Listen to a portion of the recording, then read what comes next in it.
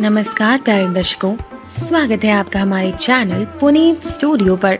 आज मैं आपके लिए लाई हूँ एक बहुत ही रामायण की असीम गाथा जिसका टाइटल है हनुमान और सूरसा। हनुमान और सूरसा की कहानी रामायण के सुंदर कांड का एक रोमांचक शिक्षाप्रद हिस्सा है।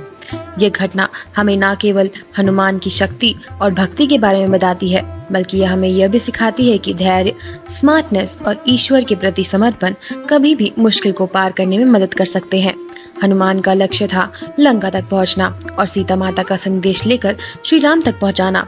इस सफर में हनुमान को कई प्रकार की चुनौतियों का सामना करना पड़ा और ऐसी ही एक चुनौती थी सूरसा, जो एक बड़ी समुद्री राक्षसनी थी। यह कहानी हमें सिखाती है कि सच्चा भक्त अपनी भक्ति और धैर्य के बल पर कोई भी मुश्किल पार कर सकता है। जब हनुमान ने लंका जाने का निर्णय लिया तो वह एक विशाल समुद्र के ऊपर से उड़ते हुए जा रहे थे। हनुमान ने अपने विशाल काय उड़ते हुए देखने की गति बढ़ाई और समुद्र को पार करने के लिए उड़ने लगे। लेकिन जैसे ही वह समुद्र के ऊपर पहुंचे, अचानक उन्हें एक विकराल राक्षसनी का सामना हुआ जो समुद्र में काली साई की तरह दिख रही थी। यह राक्षसनी का नाम था सूरसा, जो समुद्र के देवता वरुण के आदेश से हनुमान के मार्ग में आई थी। सूरसा ने हनुमान को देखकर कहा, तुम्हें लंका जाना है, लेकिन तुम्हें मेरे शरीर के भीतर से गुजरना होगा। अगर तुम मेरे शरीर से गुजरने में सक्षम नहीं हुए तो मैं तुम्हें खा जाऊंगी।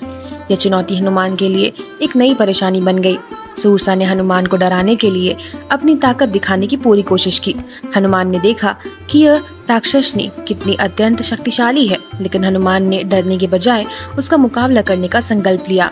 हनुमान जानते थे कि सूरसा जैसी राक्षसनी से सीधे तौर पर लड़ना मुश्किल होगा, तो उन्हें अपने विवेक और चतुराई का प्रयोग किया। हनुमान ने कहा, मुझे तुम्हारी शर्त माननी होगी, लेकिन मैं पहले एक बार अपना आकार बढ़ाकर तुम्हें दिखाना चाहता हूँ। इसके बाद हनुमान ने अपना आकार बढ़ाना शुरू किया। वे इतने विशाल हो गए कि सूरसा उनके लिए उनके शरीर के भीतर निकलने का रास्ता दिखाई नहीं दिया। हनुमान ने अपना आकार इतना बढ़ा लिया कि सूरसा का मुंह भी छोटा लगने लगा। हनुमान ने उससे कहा, क्या अब तुम मुझे अपने शरीर से गुजार सकती हो? लेकिन सूरसा ने कहा, तुम्हारा आकार इतना बड़ा क्यों हो गया? अगर मुझे तुम्हें पकड़ने का मौका नहीं मिल सकता, ठीक है, अब तुम छोटे हो जाओ। हंसी मजाक करते हुए हनुमान ने तुरंत अपना आकार छोटा कर लिया। सूरसा के शरीर में गुजरने की प्रक्रिया शुरू हुई। हनुमान सूरसा की शर्तों को पूरा कर चुके थे और वह आराम से आगे बढ़ने लगे। सूरसा को अब समझ आ गया कि वह हनुमान को नहीं पकड़ सकती। सूरसा ने अपनी हार स्वीकार की और हनुमान से कहा, तुम वाकई अद्भुत हो, तुमने अपनी समझदारी और साहस से मुझे हराया, अब तुम आगे बढ़ सकते हो। हनुमान ने सूरसा को धन्यवाद दिया और उसका आशीर्वाद दिया। यह घटना हनुमान के साहस और धैर्य का प्रतीक बन गई, जिसमें वो केवल अपनी शक्तियों से नहीं बल्कि अपनी चतुराई और समझदारी से बड़ी राक्षसनी को पराजित किया। धैर्य और बुद्धिमानी, भक्ति से कोई बड़ी शक्ति नहीं, चुनौतियों से घबराना नहीं, निपटे, ईश्वर की इच्छा के अनुसार कार्य करे।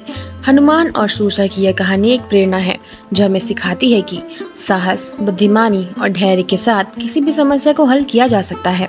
हनुमान ने सूरसा जैसे शक्तिशाली राक्षसनी को न केवल अपनी शक्तियों से हराया, बल्कि उसे अपनी समझदारी और धैर्य का सही उपयोग भी किया। यह कहानी हमें सिखाती है कि जीवन की हर चुनौती को ईश्वर का नाम और विश्वास के साथ पार किया जा सकता है। हनुमान की तरह हमें सच्चे भक्त और साहसी बनकर अपनी समस्याओं का हल ढूंढना चाहिए।